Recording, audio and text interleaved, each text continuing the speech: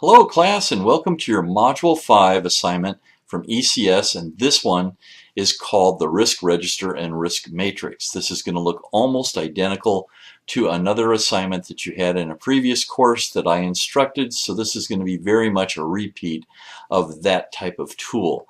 We want to use it in project management, and this is one of the bare bones essential things that you must do on a project. You've got to find some way to manage your risks. And we've got two different documents that you create. One is called a risk register and one is called a risk matrix. So let's just go jump down into this and we'll get into it again. The first thing you're going to have to do is you're going to have to download this template. Once again, remember that's an Excel spreadsheet.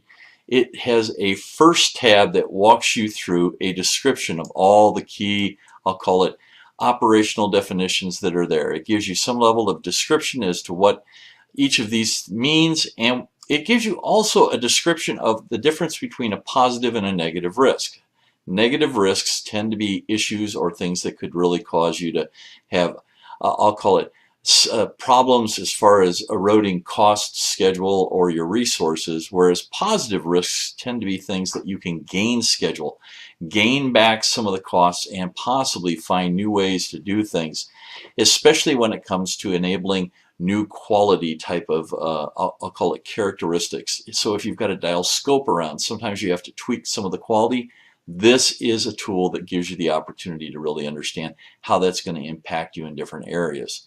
So the first piece is going to be the next tab, which is that risk register. You can see that the ECS PMO has provided you the risk register. And once again, if you click on each one of these top tabs, it's going to allow you it'll actually open up a little window that'll give you a little bit more explanation as what we require, but you've got a risk name, risk description, impact, probability, risk ranking.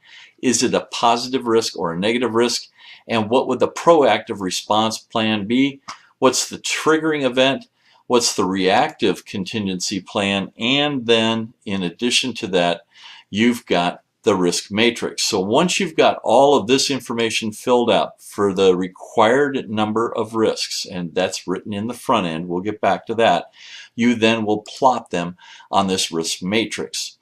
So it's a combination of this risk matrix and this risk register, which are the deliverables. Now, let's go ahead and jump back to the module, and you can see that what we're asking you to do is to identify in the risk register a certain number of risks. Okay, so we tell you that we're looking for a minimum of 15 risks. That doesn't mean that you only have to do 15. You can do as many as you want.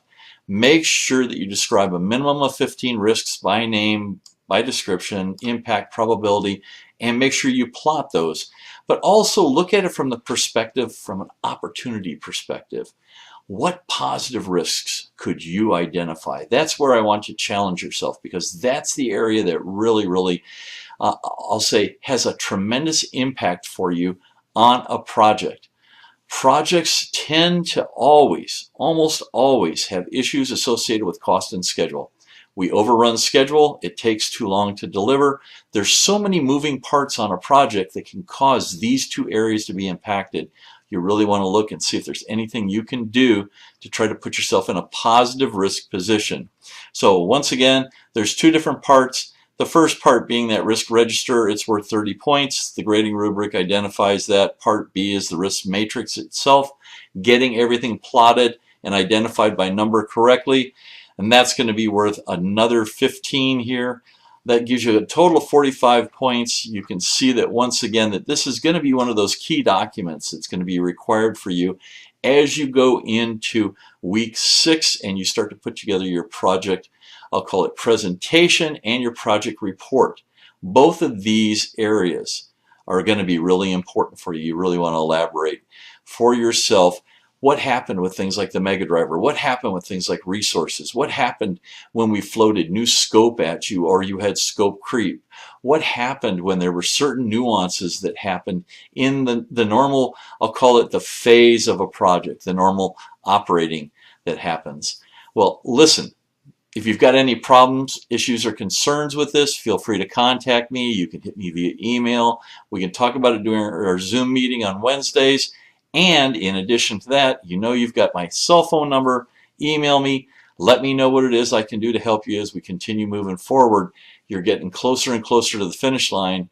One more step and then we're going to be closing the project, and you'll get to see what it looks like to kind of sum a project up. Have a great week, and I'll talk to you soon. Goodbye.